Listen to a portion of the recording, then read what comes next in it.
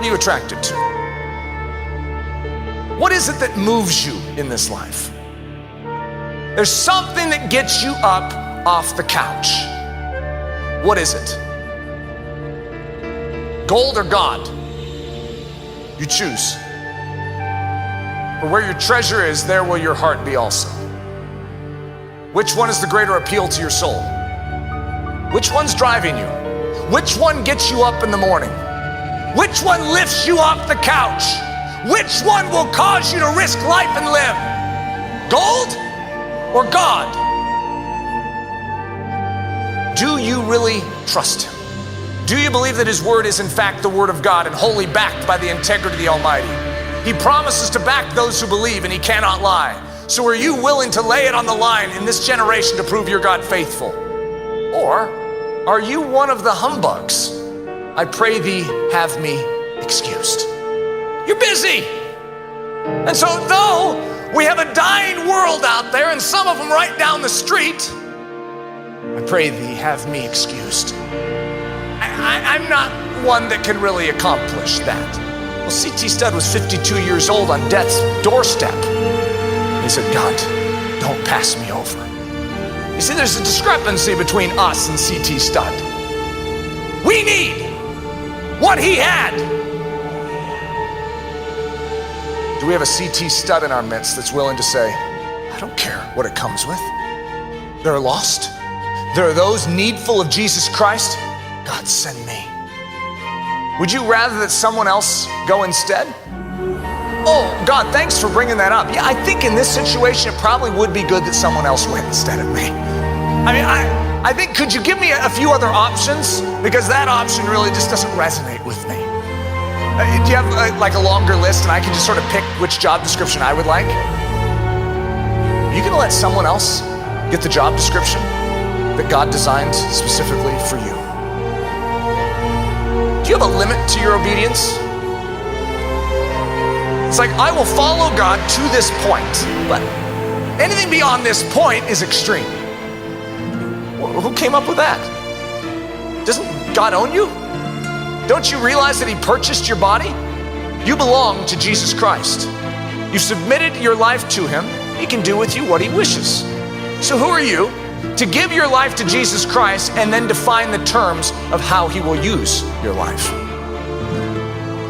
Do you have a limit to your obedience? Because if you have a limit to your obedience, something's wrong with your Christianity. Am I willing to serve forgotten and without applause? We really like to be known, and we really like the applause. Let's just admit it, and then let's answer the question. Are we willing to forgo that? Am I willing to forgo the comforts of life? If any of you are Americans in here, you know the value we put on the comforts of life. God wouldn't actually ask me to forgo those, would he? That's not right. Are you willing is the question. Doesn't mean he will ask you to just be miserable. The question is, are you willing to go where there aren't comforts? You know, there's other places in this world, if you haven't traveled much, you'll find it out, that aren't like America. You know, East Timor, Afghanistan, Iraq, Liberia, you know, there's some rough places out there. Liberia doesn't even have electricity, paved roads, and they need Jesus Christ. Are you willing to give up the comforts of life for your King? By the way, life on earth is very short. Are you willing to give up a short season of your existence to serve your King well, no matter what the cost? Am I willing to go anywhere, no matter the danger or darkness? Anywhere. Anywhere is the question. Not just to the easy spots. Anywhere. For King and kingdom. Because if you say no, who do you expect in this generation to say yes? Am I willing to let go my reputation? You know, when you serve Jesus Christ, you become the misunderstood. It doesn't happen always immediately, but sometimes it does. Where people start looking at you like, what in the world's wrong with you? They start passing little rumors about you too. All sorts of little tales can begin to float through the air or over the internet. You stand for something and you're immediately misunderstood, despised, sometimes hated would be a good word to describe it. Jesus was described as a worm and no man in Psalm 22. Are you willing to be a worm and no man in this generation? Am I willing to die young for the sake of Christ? Am I willing to live lonely among the heathen? Am I willing to suffer in my body? Am I willing to be an etc., an insignificant, a nobody for the glory of Jesus Christ? Do you require notoriety?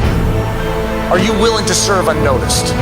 Well, I'd go to interior Africa. It's just, they don't really have the news cameras that can capture all my good deeds down there.